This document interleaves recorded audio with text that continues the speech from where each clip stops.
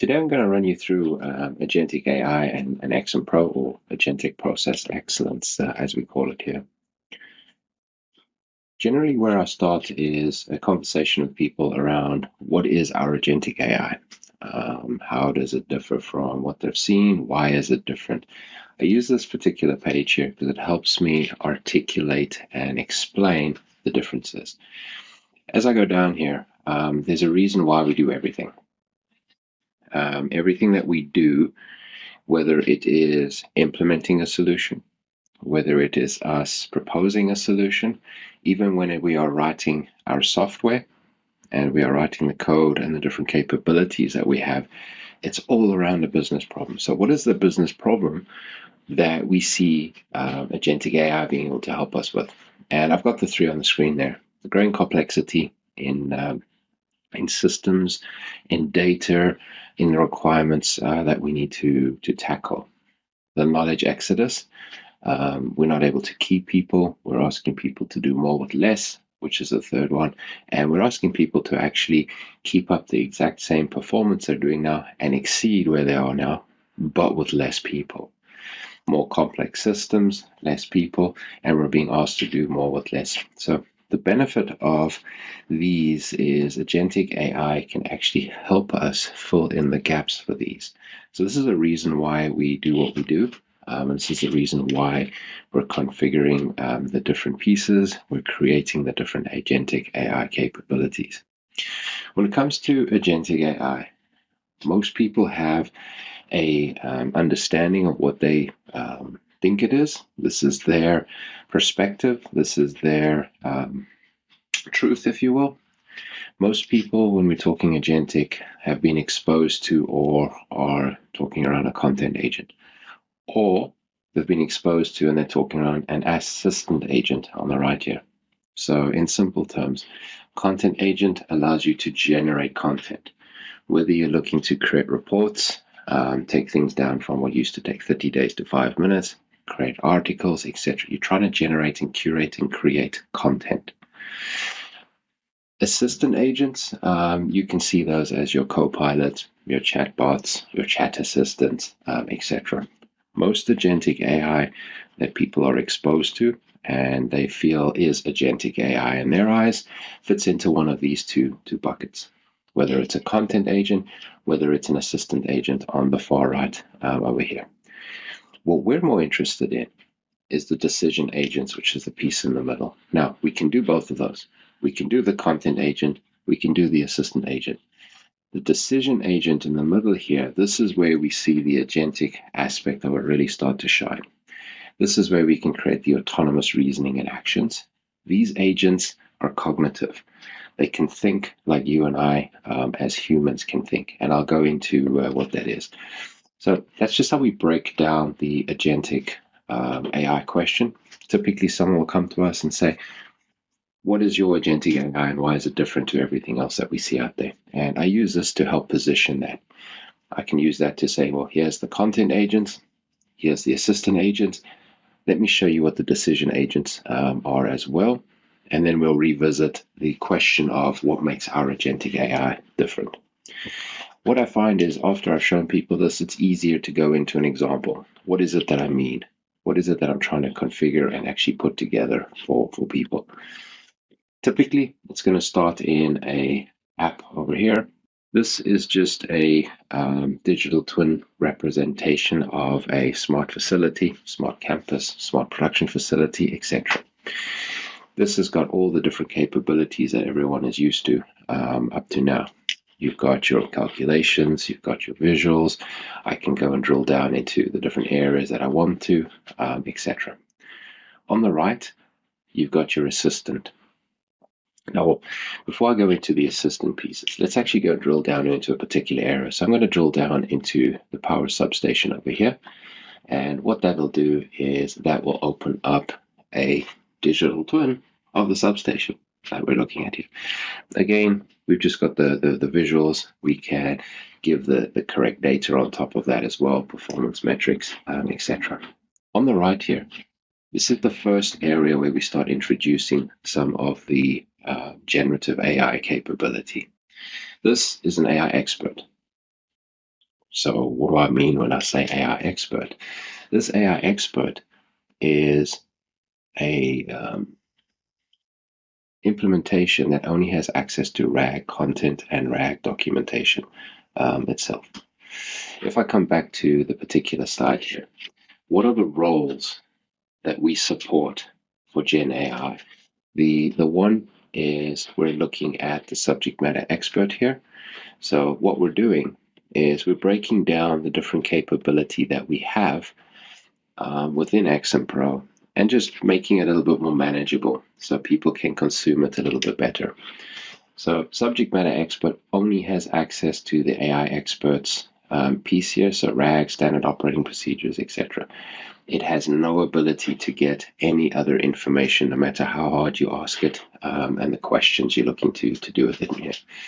So here you can ask it a whole bunch of questions around the substation, even if you try and force it and ask it to bring you, live telemetry data, live real-time data, it is not able to do that. It is not able to bring you that information as well. This is typically where most people tend to start on their journey with generative AI itself. If I drill into the transformer here, so if you just click the actual image, it'll allow you to drill in. If you click out, it'll just take you back to where you're looking to go. What you need to do is you need to click the eye above it, and that will actually open up the page that I'm looking at here. Now, what you'll notice is I've got all these pages open already. The reason is I find it a lot quicker just to go through the pages and bounce back and forth and wait for everything to load up for the end users.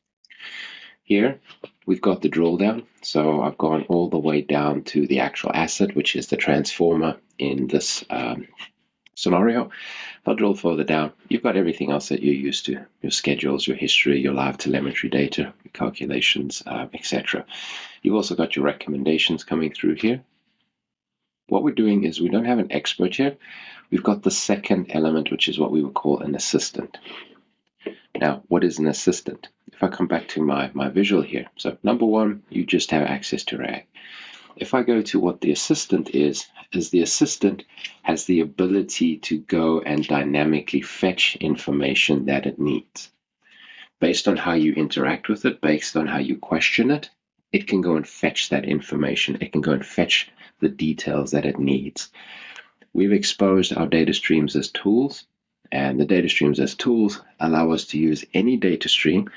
If you've just reconfigured it and added a MQTT topic at the beginning or the end, is available to the agents that you can actually use them. There is still a bit more configuration. You can decide which profiles have access to which tools. You can decide which instances have access to those tools as well. So it's not a free-for-all. You've still got some governance and controls around the different capabilities to configure those and set them up. The big difference here is the assistant still has access to RAG. It's not like it doesn't. It just has access to a bit more capability as well. So here, you can ask it details, you can ask it what the problems are, you can ask it, and it will go and fetch the information that it needs, and it'll go and fetch the details that it needs. If we come back to the first page that I put up here, each of these has particular visuals that just sit here, which just help answer the question as well. These GIFs I do make available because they will show you how and what when you click certain things, and you can see ask it a question and it'll start giving you the answer. So what's the expected behavior when you're interacting with the expert? What is the expected behavior when you're interacting with the actual asset from the drill down perspective here? The third is what we call an advisor. Now, what the advisor is as I've opened up the screen, it's done that first level assessment for me. I don't need to look at this information. I don't need to prompt it. I don't need to interpret anything. It's done all of that for me as well. This is the assessment piece you're looking at down here. It can give us its first level conclusion, its first level recommendations in here as well. If I go back to my visual here, you will see this is where the AI advisor piece starts coming into play. So what we've got here is we've got the first one, which is what we would call an expert. It only has access to the RAG and standard operating procedures. The second one, this has access to go and pull data, pull information that it needs to. The third, with the advisor here, you'll see it has a real-time context as a given. It doesn't decide when to go and fetch it. It will be able to, as you open it up, do that first level assessment for you as well. So if I come back to the visual over here, we've got the assistant, which allows me to go and pull context if I want to and I need to. And then you have the advisor on the left here. Now, how are all these put together? If I go into the advisor and you click the view data stream here, it'll open up the data stream that we're looking at here. This the data stream that is sitting behind this particular advisor here. We're ingesting data, checking it against recommendations. Yes, we do link these to recommendations in our engine as well. Down here is where we do the inferencing. Now, this inferencing is using an Olama model. What that means is I can deploy this on-premise. I can deploy this on the edge. I can deploy this as close to the assets as I need it to be, assuming I have the correct compute to be able to do that as well. On the left, if you don't want to use that, you want to use other providers like Anthropic, AWS Bedrock, Azure OpenAI, Google Gemini. There are a lot of different model providers you can use in here, and all it is configure the details, and it will do the inferencing wherever that model provider is located. This one here just answers the question for us, which is a key value differentiator, is the ability to do all this generative AI, RAG, expert, assistant, advisor pieces on-premise. You control the model, you control where this goes and where it sits versus having to put it into the cloud and rely on cloud providers for those things as well. So if I come back here, this view data stream, this is the data stream that's actually sitting behind it that is currently running and consuming the data for it. If I go here and I click the assistant, what does the data stream look like behind all the assistants that I'm looking at? This is the data stream that is hosting those particular, what we call assistant type agents. So we have different agent types.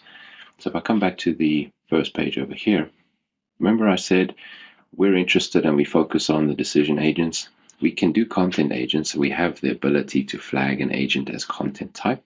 We also have the ability to flag an agent as an assistant type. So we support all three of these. This is the team as they are configured. So here is the substation expert. So that was the AI expert. This is a transformer. So when I went to a drill down, you'll see a few other ones in here. This is the production instance. So if I go back to my landing page, on the side here, you'll see there is an assistant here as well. He has access to the tools for the substation and the tools for everything else that we've made it available. So you can ask it questions on the power substation transformers. You can ask it questions on the pumps as examples, and it'll give you that information back. We also have other assistances for some other use cases, turbine being one, truck being another, pump being another as well. So I put everything on one data stream here, and the reason is it's easier for me to explain for the data streams. How you deploy this is up to you. If you want to put all your experts and assistants in one data stream, you can. Do you create a separate data stream per assistant and agent? You can as well. What's going to direct you which way to go, or a combination of those two approaches, is when you unpublish this, what's going to happen is I'm actually going to unpublish all of these assistant type agents here. What that means is they will then not have the ability to interact with the end users on the front end. So if you're happy with that and you want to make and manage the changes, etc. in here, it's easy enough for you to be able to do that. Or you can create one data stream per each of these and go with it that way. I find that approach is the more scalable. It's the more production ready approach for it. This one here just helps me articulate and present it a lot better for people to keep everything in the same place as we're looking at here. Now, all we've done up to now is we've just gone through assistant agents, content agents, etc. So if I come back to the visual here, all we've done is we've gone through number 1, 2, and 3. So where's the decision agent fit into this? The decision agent is when we start getting into the multi-agent generative system piece over here. This is where we start creating teams of agents around decisions and then let them be monitored and work towards their objectives. So up to now, looking at this, we've just used generative AI to do both of these. When it starts becoming agentic, the agentic piece for us is really this decision agent in the middle here, the ability to create observations, memories, reflection, which are also memories, the ability to plan, the ability to act on them. So let me show you what do I mean when I actually talk around that. We actually go into the details for that. If I open up a team, so this is a team that we created. Whenever we create teams, the first question is, what's its purpose? What's its objective? It's the same with any use case that we create, any digital twin that we create, anything that we put together. What's the business problem we're looking to solve with it? What capability do we need to address that problem? It's the same principle when you're creating teams of agents. So what we created here is we want to optimize performance with predictive maintenance. Every team that we create has a purpose, has a KPI, has an objective. We minimize that all the way down to an objective function, which is what we are looking at here. All objective functions are one or two things. It's either a minimize or a maximize. That is the goal that the team is striving towards. That is the measure of, is this team performing? Do we need to make some adjustments to the team? Or is the team operating as it should be and operating perfect for it? So we need to keep that in mind. These teams function very much like the teams we as humans are part of. When you form a team, that team has an objective. That team also has KPIs. This is the KPI that we are using to measure it. So for this one, we are looking to minimize failures, minimize reconnection time, minimize stress, and increase or maximize uptime over here. That's the team's overall objective. Now, next step we do after that is we break this down into the number of agents. There is no hard and fast rule as to it should be 3, it should be 5, it should be 6, etc. What dictates how many agents are there depends on the purpose of the team, the business objective of the team. Depends on how granular you want to go for that. We have specific wizards that will allow you to work that out and give you some guidance on that as well. We have 3 agents here. It's just the easiest example we have to be able to visually show the team and the team operating. These are 3 different agents. There's an environment agent, there is a load optimization agent, and there is an asset health or a transformer agent here. Each of these agents has a particular function and focus. This first one here, he's responsible for the environment. So he's responsible for the thermals on the actual substation, the temperature, the humidity, but also external factors as well. So what is the environment outside? Do we have any weather conditions, etc.? That's his job. That's his function. The load optimization in the middle here, his job is to optimize load. Do we have enough capacity in that substation?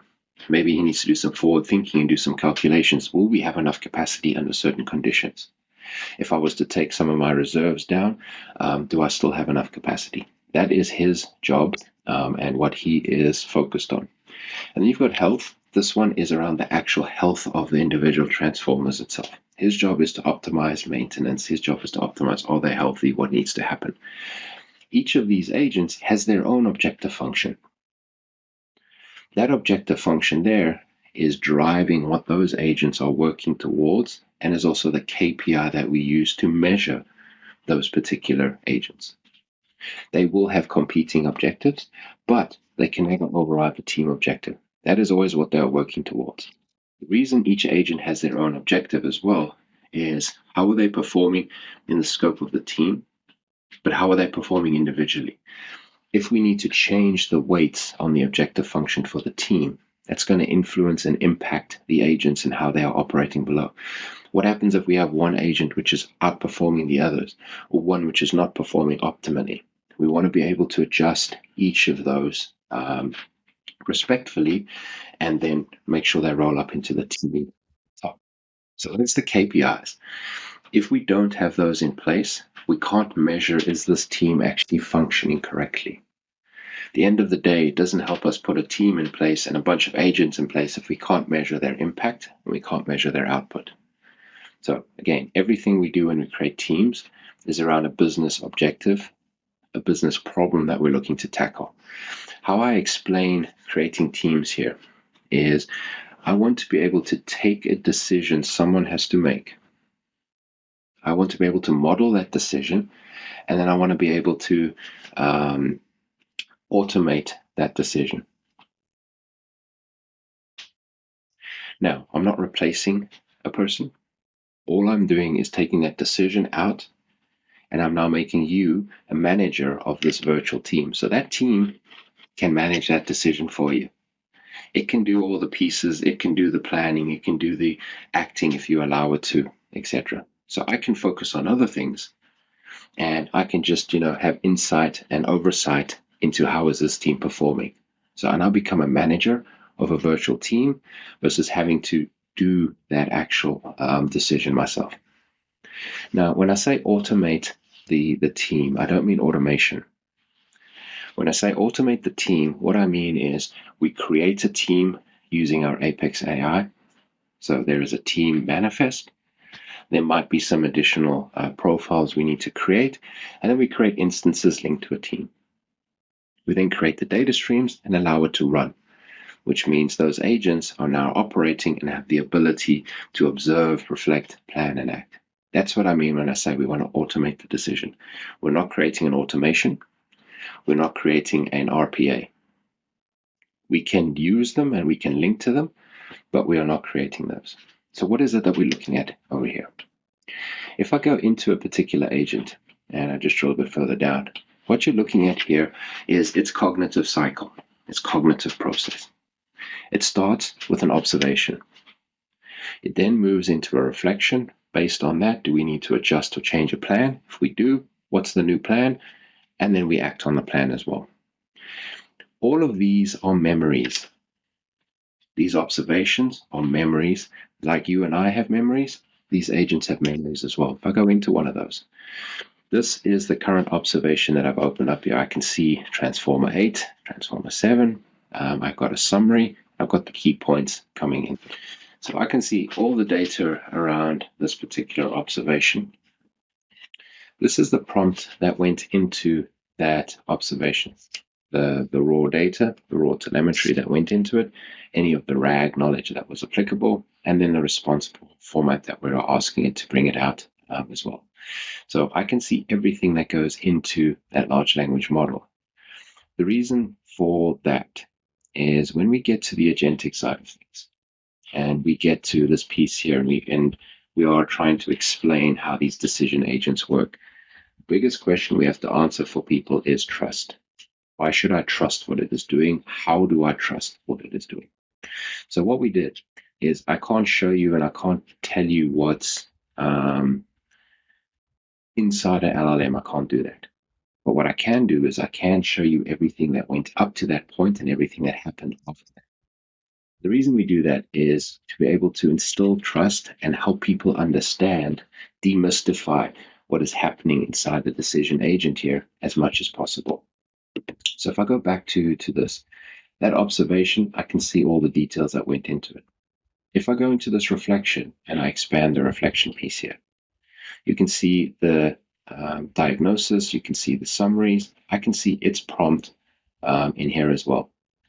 Here, I have a lot more context that is going into this reflection prompt. I can see the skills, the experience, deontics. I can see the actual citation details coming in as well. Prior memories. So when we are doing reflections, we are taking into account prior memories, whether they are other reflections or other observations. We can bring in some of the safety pieces. This is the objective function for the team, as well as the metrics to calculate it. There is the objective function for the individual, in the agent, the health agent in this instance, and I can see the calculations for that as well, and then the response format that we are expecting it to come out as well.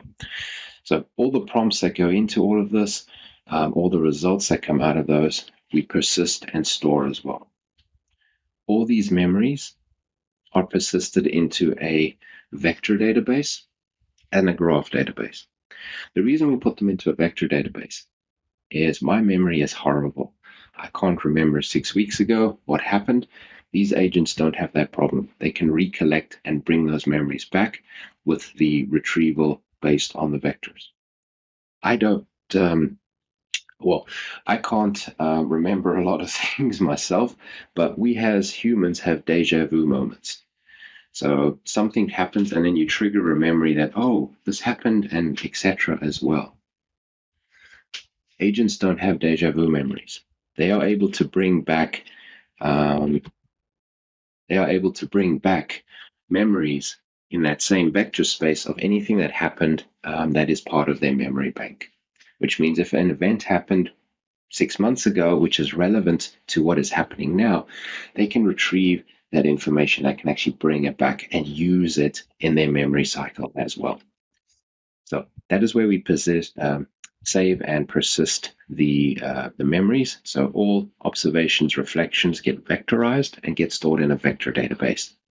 So when we're retrieving information, we're actually retrieving data from the RAG store. So all my documentation, all my standard operating procedures, etc. But we're also bringing it in from the memories of the agent as well. And we're using the two of those together.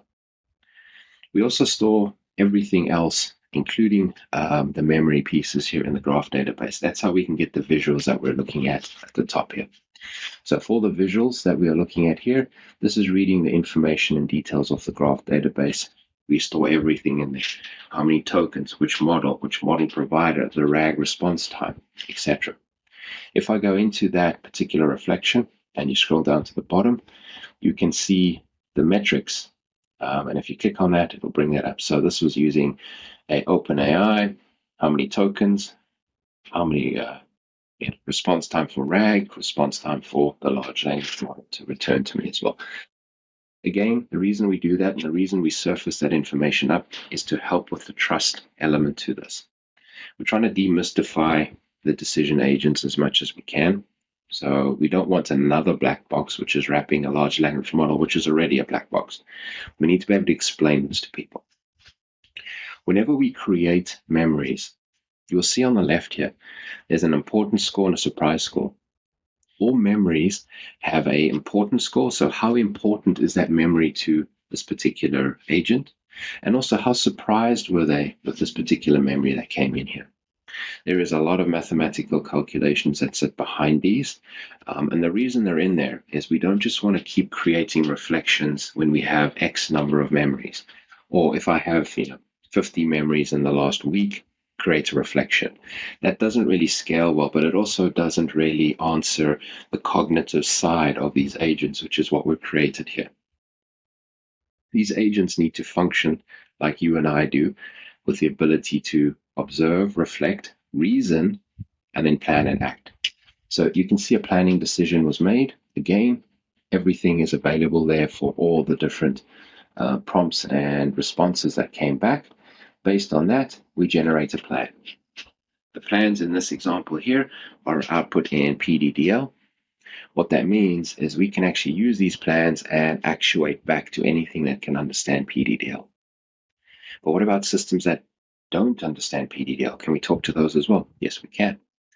How we intercept and handle the ACT side is in data streams. So the exact same data stream you're looking at here receives the plan. There is a PDDL action agent here. What that'll allow you to do is interpret that PDDL, and you can create a work order inside your work order management system if you really want to. So can you actuate back to the machines? Yes, if you are allowed to, and you allow the agents to do that, you can. Or you can put a human in the loop initially until you're comfortable and confident in what the agents are doing, and then you can automate the rest of that piece and just update whatever downstream system that you're looking to do as well for it. So again, how these agents function is they're working towards an objective across the top. Each of them is behaving in their own mechanism and in their own way. They are all governed by their own objective function. They cannot override the team, and they have to work within the bounds of the rules that you've defined. The same deontics. the same organizational rules. There is a lot of guardrails that we put around all of this to make sure that we minimize hallucinations and make sure they are focused on the job that they're focused at. One question we get from people is, yes, there's a trust. How do you minimize hallucinations, etc.? How we minimize hallucinations, there's a few different strategies we implement. The first one is we do not create generalist agents. Each agent is a specialist in their particular area. The reason we do that is we can then very tightly govern and control how they should behave through all the prompts, through all the profiles and all the instances. We can also tightly control using the RAG that they have access to make sure that they give you the best response for whatever it is that they are configured to do. So instead of creating generalists, we are creating specialists. When you define and set up the profiles for these, there's a whole bunch of configuration options. I'm not going to show it in this particular video, which will allow you to decide how much leeway or how stringent and strict you want to be when you are configuring them as well. But those particular strategies and how we've implemented that minimize hallucinations considerably, but also allows us to get very consistent outputs from the actual agents themselves. So this one here was on the health. I can go into this one here, which will look at the load distribution for the actual substation. And here we are looking at the environmental, so temperature, ambient, moisture, etc. as well for them. So these are all specialists in their particular area, and that allows them to be able to function. It allows us to be able to control their input as well as their output for what they're doing. If I come back to this particular cage here, coming back to the first question that we had initially, what is agentic AI for us? And how is it different from everything else and everyone else is doing? So for us, when everyone is talking around agentic AI, they're talking around a version of a content agent or a version of an assistant agent or a combination of the two. For us, it's the two of those, but really it's the decision agent piece in the middle. For us, that is the agentic AI side of things, the ability to do this autonomous reasoning and action, the ability to observe, reflect, plan, and then act. We put this on top of our data streams over here. And the reason we put it on top of our data streams is twofold. We already have existing customers using these data streams for, your more traditional patterns, condition monitoring, predictive maintenance, advanced predictive maintenance, preventative maintenance, etc. And we didn't want to create a new thing that they have to pick and choose which one. It should be an incremental that builds on top of what they've already done to date. The second is by using our data streams as tools, we have the ability to explain a lot of how data gets shaped, changed, and formed and goes into a large language model and then comes out on the other side as well. So this is what sits at the absolute bottom of all the agents that we are looking at over here. Then when we get to the agents, these were the experts. If I come in here and I go to the view data stream on the top right, this will take me to the actual stream which is configured and running this particular team. Each of these is configured, so you can double click and do the configuration for them as well to run against that team, and now I can configure the rest of the logic. This is sitting on our data streams as well, which means exactly the same capability all our customers and partners are used to. They can use the same framework, they can use the same engine as you work to be able to run these. All our agents communicate through a message broker layer. That message broker layer is either an MQTT or a DDS, and we're also busy with A2A and MCP pieces to come into there as well. What this means is I can put a visual on top of the MQTT broker, and I can see everything these agents are doing. I can see all the data going into it, all the responses and things coming out of it if I have access. The reason we did this is, again, we need to be able to explain, demystify how all these things work and how all these things play nicely with each other. If we can't do that, people won't trust it. So data streams allow us to decouple the rules, to decouple the tools, And I can then in there use anything. So if I want to do causal analytics, if I want to run a regression model, take the results of that, make it available to an agent, we can do that. It's in a controlled environment. It's already in an established environment as well. The other third reason why we did this is scalability. Um, for us, this is not just a proof of concept, and then when we get to production, we wonder, okay, how's this going to scale? This has all been configured and designed from the ground up to be production grade and to scale. That's why we put it on top of our data streams, because we know those have the capability to scale, and we know the volumes that our customers are pushing through those as well. So it was just natural for us to put it on top of that, and utilize that capability and framework as well. If I come back to the last page over here, it's just to recap. What are the roles that we support when it comes to Gen AI? For us, you've got your experts, only has access to RAG. Then you can have your assistants, which can go and pull context as and when they need to. Third, you get your advisors. So as you open up whatever it is that you're busy with, you'd have that first level analysis done for you already. I don't have to go and work it out. I don't have to ask it. It's already done that and presented it to me as well. The last is on the team on the far end. How do you create a whole, what we call MAGs, Multi-Agent Generative Systems? So how do you put a whole team together where we can have these autonomous agents working towards a team objective to handle those decisions and offload those from people so that become managers for that versus actually doing those decisions themselves. Thank you for watching this deep dive demo. If you would like to know more, please reach out to the XMPro team and we will gladly assist you.